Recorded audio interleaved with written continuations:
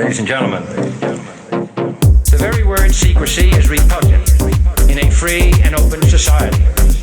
And we are, as a people, inherently and historically opposed to secret societies, to secret oaths, and to secret proceedings.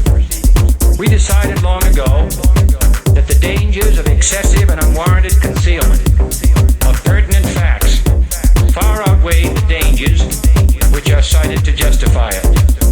Even today, there is little value in opposing the threat of a closed society by imitating its arbitrary restrictions. Even today, there is little value in ensuring the survival of our nation if our traditions do not survive with it.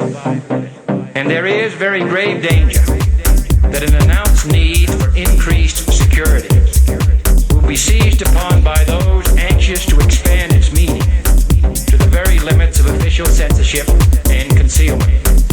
That I do not intend to permit to the extent that it's in my control.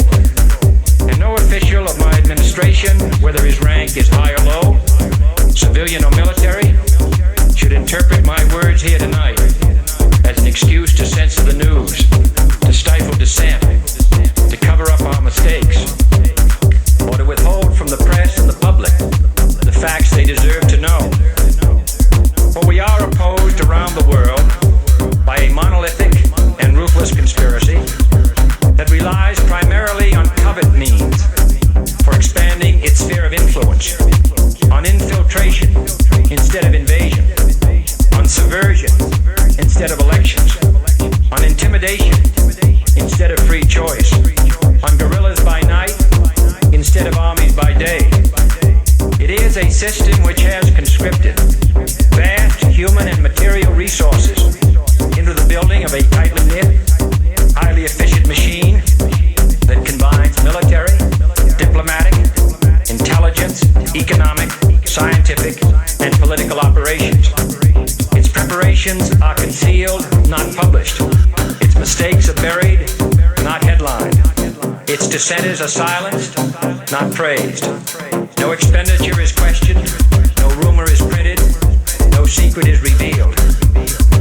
No president should fear public scrutiny of his program, for from that scrutiny comes understanding, and from that understanding comes support or opposition, and both are necessary.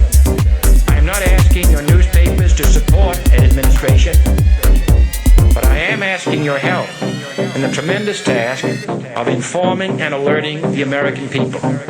For I have complete confidence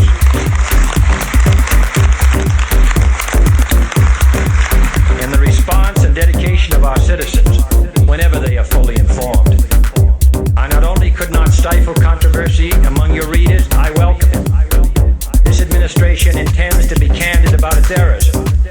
For as a wise man once said, an error doesn't become a mistake until you refuse to correct it. We intend to accept full responsibility for our errors, and we expect you to point them out when we miss them. Without debate, without criticism, no administration and no country can succeed, and no republic can survive. That is why the Athenian lawmaker Solon decreed it a crime for any citizen to shrink from controversy.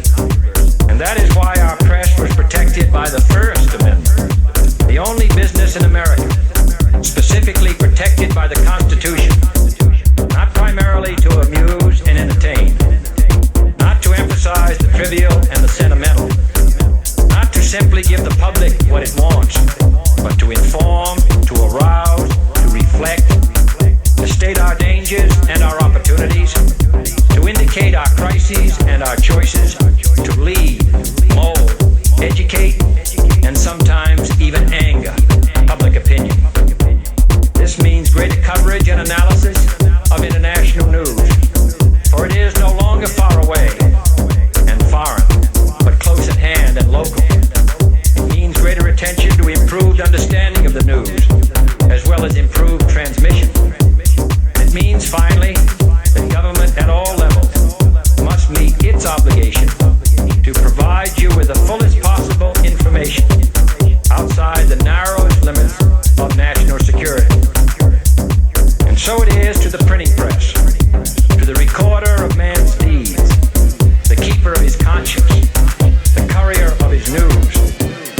look for strength and assistance, confident that with your help, man will be what he was born to be, free and independent.